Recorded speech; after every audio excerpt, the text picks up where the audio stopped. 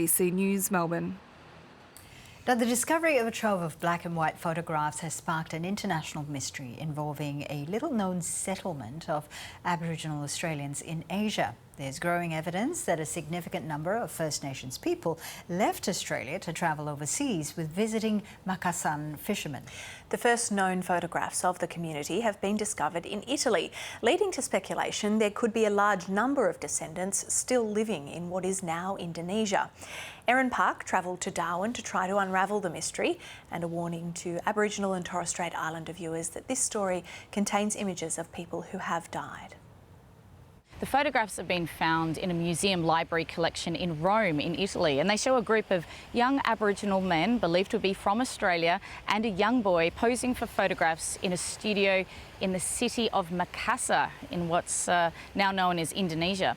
Now, these photographs were taken in 1873, and what's significant about that is it's the first visual proof of Aboriginal people from Australia, First Nations people, making the return journey to what's now Indonesia with visiting fishermen in a process that potentially predates or was happening around the same time as British settlement of the Australian continent. Now, the visits by Macassan fishermen to Australia's northern coast are very well documented. It's believed it began in around the mid-1600s, continued through to the early 1900s, and this was crews of men setting up camp every year on remote beaches on the Australian coastline, and they were collecting and processing trepang or sea cucumber, which are a very sought-after delicacy to this day in China. So their impact on the Australian landscape and local Aboriginal culture is well documented. There are Macassan words that pop up in local dialects and languages. There are plants, there's pottery, archaeological artefacts and so on. However, what is far less well understood is the return journey that was made. So this is First Nations people that potentially were forced or maybe volunteered through a sense of adventure, it's just not known, to actually travel back overseas to Makassar to potentially live or work.